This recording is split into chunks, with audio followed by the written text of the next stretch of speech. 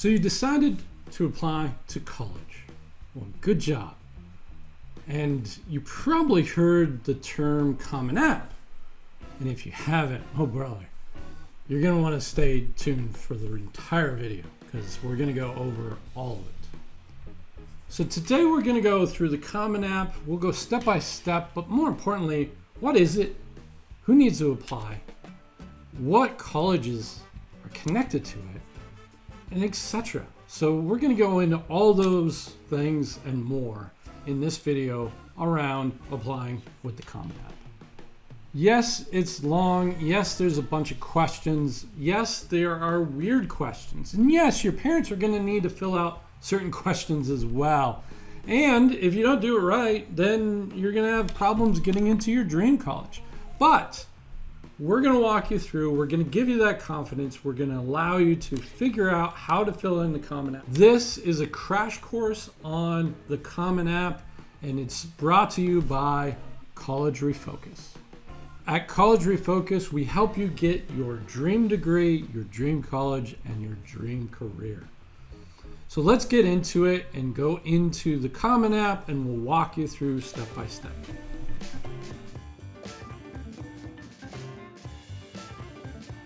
Before we start, what is even the Common App? Well, it's an application website where thousands of colleges accept their applications through one common app called the Common App. So it's well named and it's pretty self-explanatory once you get into it, but getting into it can be very challenging for a lot of you. Think of the Common App like Amazon.com. There's a lot of vendors out there, over thousands of vendors out there. Some are really trying to get your attention and get your business. Some don't really care and they're very prestigious. Some rack up their prices just to make them look expensive, and others reduce their prices, trying to get as many people to apply or get into that college as possible. So it's very similar to like Amazon. But if you're not familiar with what colleges you want or what kind of colleges you're asking for, it can be daunting. It can be overwhelming. And we are here to help you through this and get you to the best fit college possible.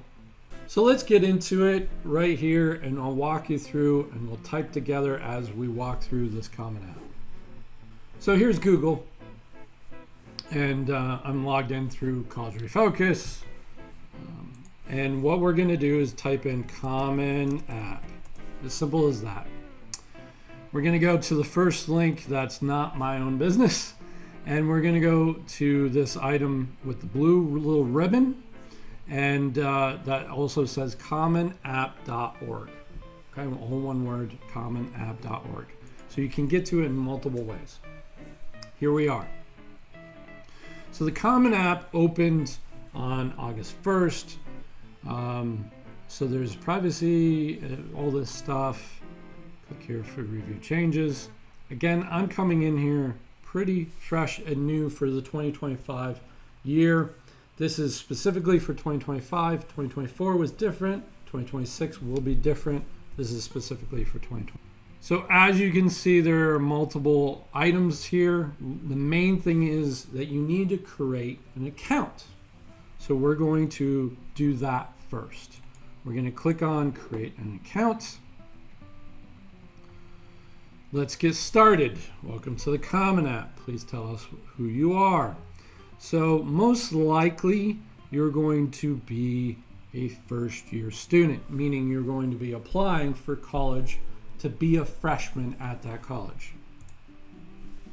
We're going to type in our email address. So in this case, it's College Refocus at gmail.com. We need to retype our email address,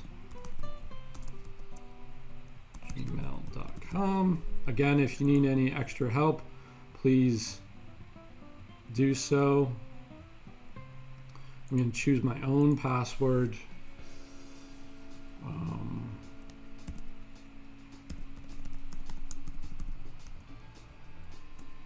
And it needs a special character, just so you're aware. What describes you?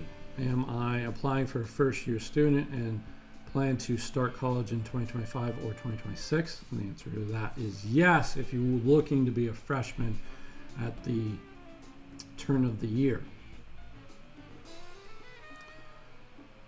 Planning to start college in 2027. So we're going to say 2026. So right now is 2025. You're going to have a fall with your senior year, a spring with your senior year, and then you're going to get accepted into that college of choice over the course of that time frame. And the next fall, at this time next year, you'll be attending that college, or whatever college you choose through the Common App. So that year is 2026. So that just, sometimes the dates can be a little weird, but that's how you do it. If you want to be a freshman, if you're a senior this year, you want to be a freshman next year, that's how you do it. It's 2026. So legal name, this is Kevin Kunkel. Share the different first name people call you. In my case, it's no. If you have a different first name or how you want to be called, you can put that in there. Oh, this is first name only. So we're going to put Kunkel here. Date of birth, I'm going to put in, just going to put in a date, January 1st, why not? I'm going to put in my phone number.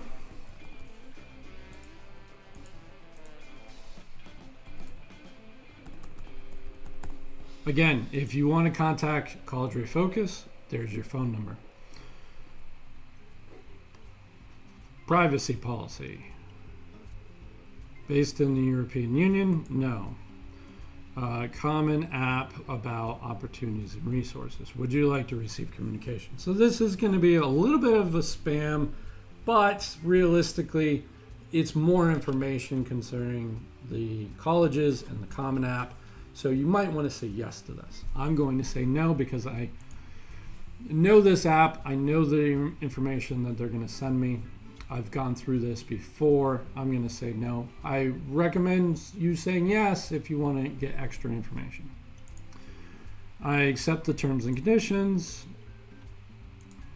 Oops. Okay. Address lookup. I'm going to pause this, and I'm going to fill out the address, but I'd rather you not have it, so I'm going to do it. So we're back down to here. Change account or create account.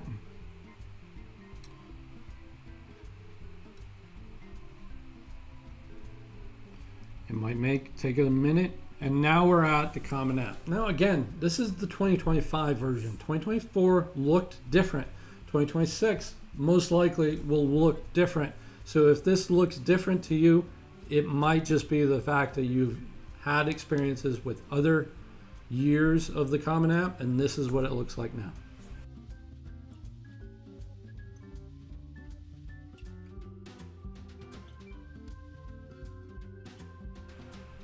Demographics. Now this is important, but you need to fill it in appropriately. If you are Native American, you're going to get scholarships specific to a Native American. If you are an African American, you're going to have a possibility of getting scholarships as an African American. Now you need to fill this in correctly. Native American, you have to have a certain percentage. I believe it's 1/4 of your grandparents need to be Native American. I think it's around 1/4. It could be 1/8. I can't remember exactly, but you need to look at this up specifically to your demographics. So we're going to fill it in as me. You fill it in as you.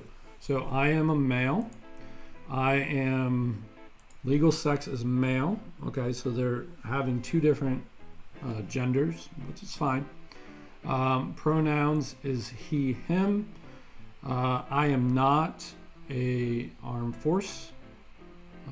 Status. Am I Hispanic or Latino? The answer is no. And I am white. Which best describes your white background? I'm going to say European. Again, if you don't know or you're not exact on it, that's fine.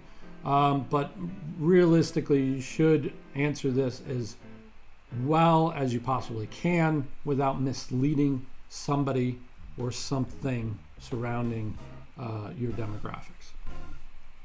So we're going to hit continue. The number of languages you are proficient in. I am proficient in English. I almost flunked out of Spanish class, so I am going to say English only. Language proficiency spoken at home. First language. Read, write, speak. Okay. If there are multiple languages, that's where you're going to do that. We're going to say American. City of birth. I'm just going to say New York, New York.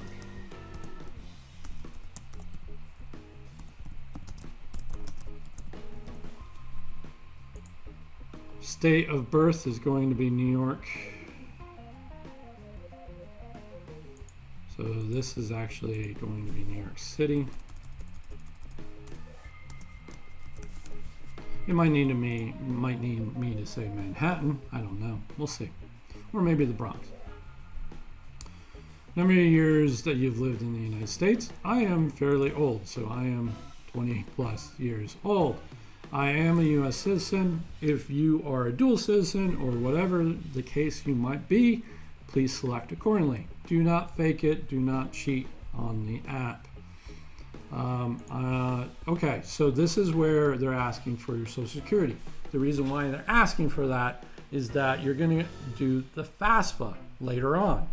The FAFSA is connected to all of your scholarships and all of your loans as well. So you need to have the FAFSA filled out. It's a mandatory thing later on in, I believe, October this year. But you need to fill it in with that information now. Everything is going to be connected, if you will, and so you want to make sure that all that information is set in here correctly. I'm going to blur this out. I'm going to hit continue. Okay, common app fee waiver. As you can see, we're kind of just walking down this list here. Common app fee waiver. You're eligible for application fee waivers if you meet one of these criteria. This is really tricky, and you need to read through each and every one of these to verify that you are or are not part of this group. If you are on food stamps, or Gear Up, Trio, any of these systems or any of these groups, you need to say yes. And the reason is, if you say yes, what happens is you actually do not have to pay for certain colleges. So if it's $70 for a regular application fee, with this application fee waiver, that $70 is $0. So if you are a part of one of these groups, you should say yes, because it's going to save you money when applying to different colleges. This college application cost can add up. $70, $70, $70, $70. If you apply to 10 colleges at an average of $70 each, that's $700. If you do 20 colleges, that's $1,400. So if that's money that you cannot afford and you're in one of these groups, make sure that you say yes to one of these groups so that you can then achieve free waivers for those applications for those colleges. If you are in that middle state where you are not part of one of these groups, but you cannot afford the $70 for an application, there are plenty of colleges out there that do not require application fees as well. So you might have to change the list of colleges, but there are ways around this as well if this isn't your grouping and you are not able to pay $70 per college. I'm going to say no, I am not connected to one of those groups. which means that I will not get any free waivers. UStrive is a Common App partner that connects with you free qualified mentors online. UStrive mentors can help you apply to college, navigate. So would you like to connect to UStrive mentor? I'm going to say no because I'm trying to help you through this myself. Continue.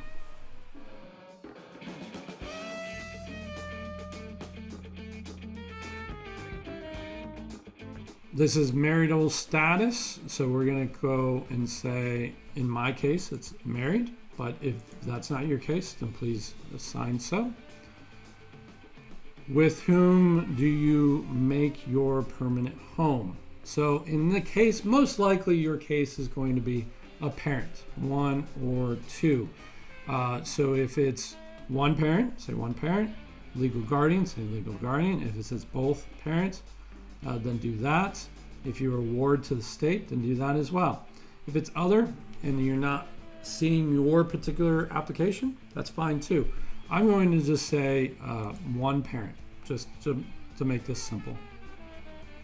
Do you have any children? I do personally, but most likely somebody applying for college most likely will not. I'm not going to say that's good, bad, or indifferent. I'm just saying most likely. So do you have kids? No. Continue. So parent, I'm going to say mother. Are they living? Yes. And we're going to say Mrs. And we're going to just say, I'm just going to make up some names.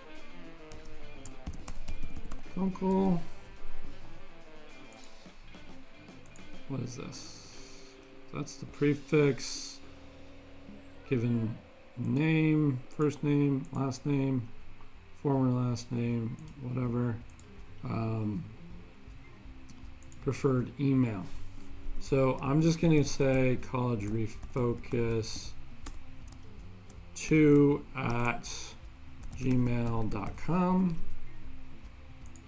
And we're going to give the same phone number that I have for the business. Okay. And their occupation. Pick out what best describes them. If it's not exact, that's okay. This is trying to get an understanding of relatively, are they retired? Are they deceased? Are they working? Those kind of things. So we're going to say that the mother is an accountant, is employed, is currently employed at a college. Now, if your parents are connected to a college in any way, there might be some benefits or some cost reductions coming your way because of that. So you want to answer that question correctly. I'm going to say not employed by a college. That's the most likely answer. And we're just going to say AAA plumbing. Okay. Highest education, we'll say completed grade, high school. Mother completed high school, and we're going to hit continue. And so the mother is an accountant for AAA plumbing. I do not have another parent on the list. Is your parent two living? And the answer is no. Date of decease, I'm just going to pick a date. Okay. So in this case, I'm just going to say that it's just me and my mother. If you have two parents that you're living with or separated or whatever the case is, fill this out as best as you possibly can. Do not stress about it. And then we're going to continue. Number of siblings. This is important because merit scholarships and other scholarships could be contingent on whether or not there is a large amount of children in your family attending college at one time or multiple times. So meaning maybe you are the oldest, let's say. You are the oldest, but you have three siblings right behind you. So when you get into college, you might be the only college student in your family, but then all 3 others might be attending college at the same time. So you might have 4 kids across 4 years of college. That's can be common. It's not the most common, but it can be common. And if that's the case, there are some extra benefits and some extra scholarships that might be coming your way if you have multiple students in your household going to college at the same time. So that's what the reason why they're asking this question. So specific number of siblings that you have. I'm going to say 1. It's going to ask the question of what their name is, okay? Because all this can be checked on your FAFSA on your tax forms. During the FAFSA, you're going to submit your tax forms, and if this isn't correct, then people are going to find out. So you need to make sure that you are answering all this ethically and correctly as best as you can. You wouldn't stress about it, but you also just don't want to lie about it. So their age is going to be 13.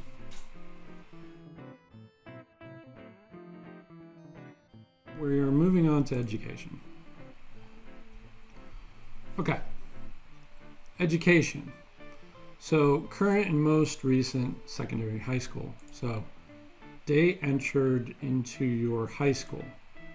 So if you're a senior going into your senior class in 2025, then junior was 2024, sophomore was 2023, and you went into high school as a freshman in 2022. I believe that's correct. So 2022, 2023, 2024, 2025. Those are your 4 years of starting your high school years. And then you're going to finish and graduate in 2026 in the spring. So I'm going to say that I started high school in August of 2022. Is it a boarding school? The answer most of the time is no. Did you or will you graduate from this school? The answer should be yes. If you're applying to college, most likely you're going to graduate from your high school. If you're not going to graduate from your high school, you might not be the right. If you're not going to graduate from high school, then college might not be the right track for you. You got to really like school in order to sign up for another 4 years. There's other ways of making money, but the college track, really, you need to be liking college or liking school to like college. Okay, graduation date should be the date that you're going to graduate. In most cases, it's going to be 2026, and it'll be in the fall, or in the spring, I mean. So then we're going to just say April.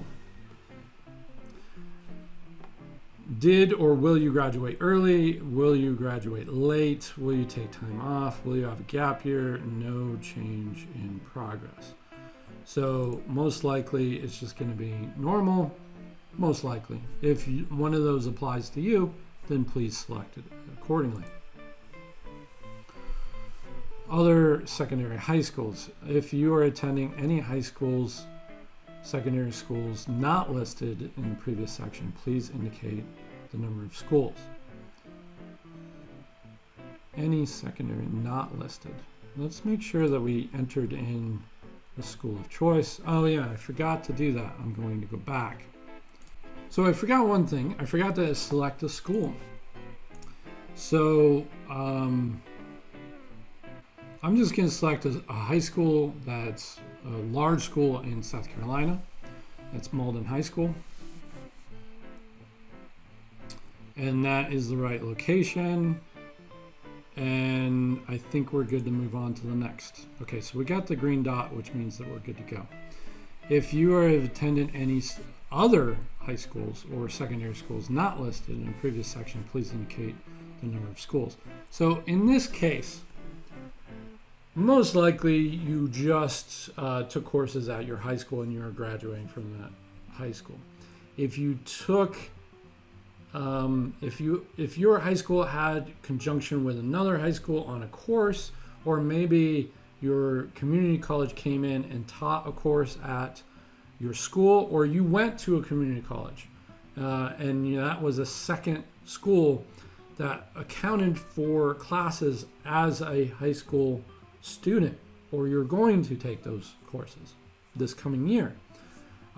If they're going to be on your high school transcript, or you're going to get a section of a high school transcript from those particular schools, then you need to indicate that here.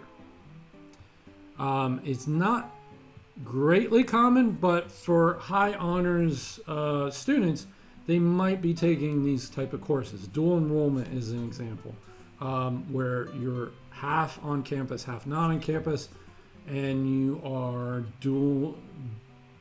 have dual campuses that you're attending. In those particular cases, you need to say yes or one here. In our case, we're going to say no because that's the most common. We're going to go to continue. If you have entered coursework at a college, again, so last one was whether or not you had a dual connection to another high school. This is dual connection into a college. Again, if it's going to be on your transcript or you attended those colleges outside of your high school, then you need to select it here. I'm just going to say yes, and we're going to find a community college. Greenville Technical College. There we go. So dual enrollment with the high school and a summer program and credits awarded directly by the college. So those are three distinct different things. You can have a summer program where you're going to get college credits, and you could have took that and paid for it independently of the dual enrollment. Dual enrollment means that you're connected, you're going through your high school and you're going college credits, and those college credits also connect to your high school transcript. So they're going to be on there as a high school class, and it's also a college class.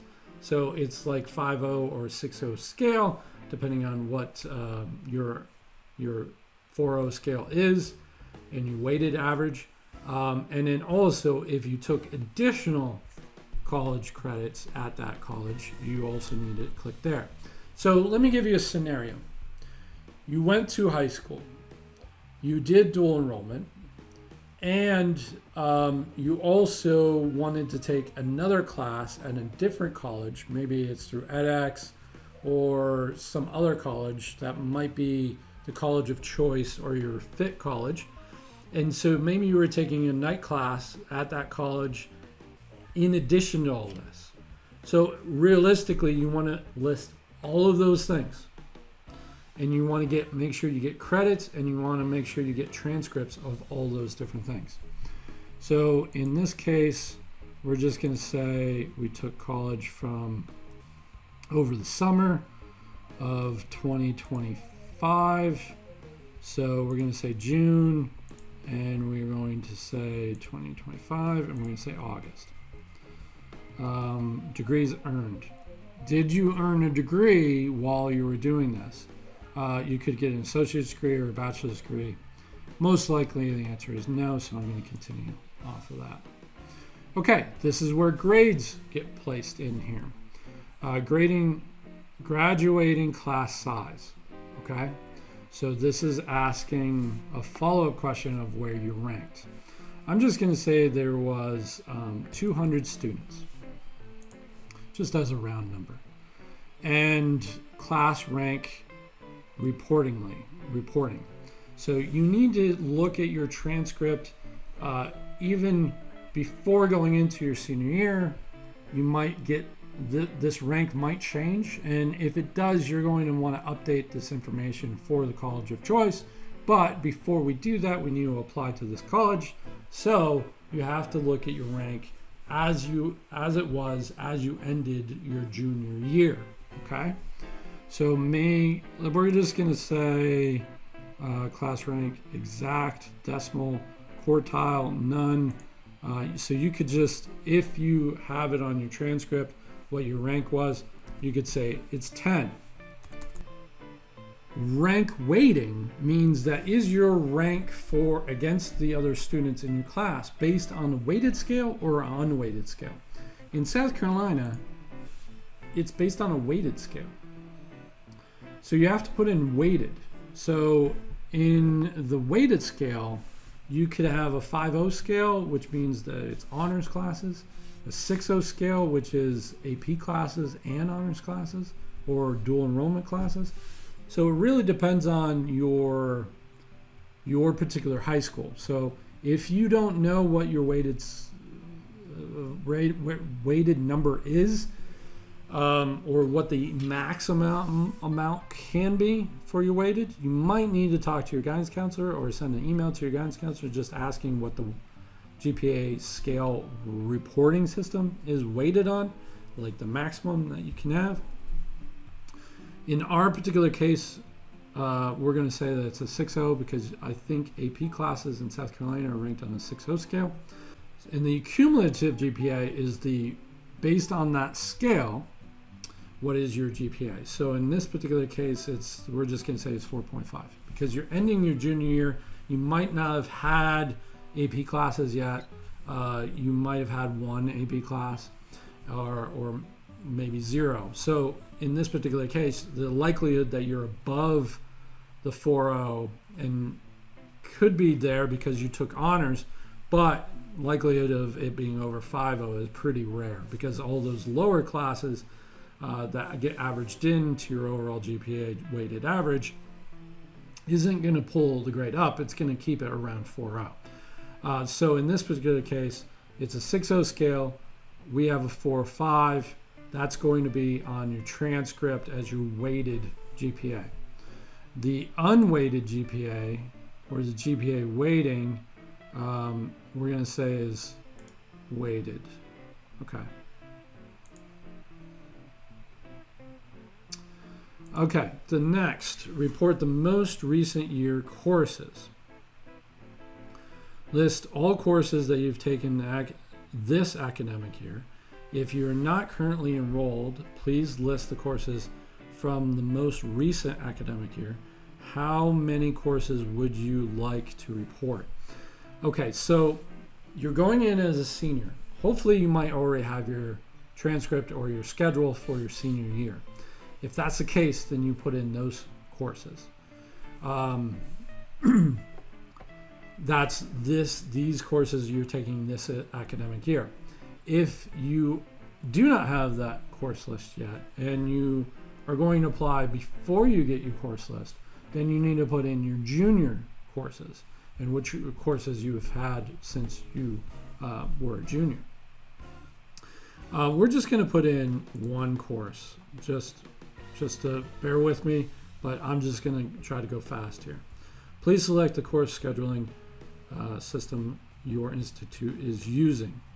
So this is asking whether or not it's a per semester basis, a tri-semester basis, quarterly, or yearly. A lot of schools have this different all over the place. And it changes per course sometimes. So you might have a course that's all year round. You might have a course that's one semester. It depends on your high school. If it's a tri-semester course, that's also there. And if it's quarterly, it's also there as well. I'm just going to say it's semester-based. I'm going to say that I took calculus, and the course name, I know that you selected calculus, but it's going to be calculus 1. Okay? So if it's calculus 2 or calculus 1, you can put that in there. If it's AP, I'm just going to say AP calculus 1. That gives you a knowledge of the fact that that's an AP class. And we will select that later. Course level, yep, it's right here. So it's an AP class, and then the course schedule, it was my first semester or my second semester, or it's going to be my first semester, right? So I'm just going to say it's going to be my first semester, and we're going to hit continue. Now, for you, you're going to want to go back to that and add in all of the courses that you're going to take. And if you don't get those courses, you need to go back in here and make the changes to it as well. But that's what you should be showing. You should be showing all the courses you're going to be attending. And realistically, I would go back all the way to your junior year and your sophomore year and your freshman year and put them all in. And the reason why I'm saying that is this. Let's say you took an AP class your sophomore year. I don't know, maybe you're a bio whiz and you took AP bio on your sophomore year. You need to make sure that that's getting applied here, and all the courses that you had are there, okay? And okay, so do you wish to report any honors related to your academic achievements beginning with the 9th grade or international equivalent? The answer is yes. So honors title, you're going to want to put in those items as well. I'm going to continue. I'm going to say no for myself just to be fairly fast, but that's where you're going to put in all the honor stuff. Community-based organizations indicate the number of community programs or organizations that you have provided free assistance in your application process. So let's say that you donated some time, okay? Let's say Big Brothers Big Sisters. Great program. Let's just say that you were a part of it. And you had a counselor, and his name was Kevin. His last name was Kunkel. And his email address was collegerefocus@gmail.com. And the phone number is in the United States, and the business number is this. And we're going to say continue.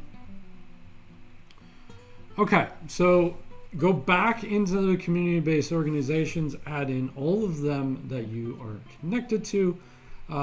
If you donated time at a camp, if you donated time at a church, if you donated time at an old folks home, whatever the case is, you want to make sure that you're highlighting all of the ones that you had. Now, you might not put this on your resume, you might not put this on your transcript, but you want to include it in the Common App. There's other reasons for having as much information here as possible, but the answer to the question of should you answer as much as possible, the answer is yes. Anything you've done, put it into the system. As long as it's illegal, put it in the system. Okay, future plans. Best describes the highest degree that you intend to earn. So if you think you're going to get an associate's degree, put that. If you want to just go get a bachelor's degree, we put that. If you know you're going to go for law or medical, do that. If you know you want to go for your master's, do that. If you don't really know, you just think you want to go to college for 4 years, just put bachelor's. We're going to put that down. Career interest. We're going to put engineering. I used to be an engineer. I love engineering. I'm going to put engineering. There it is. So engineer. Hit next.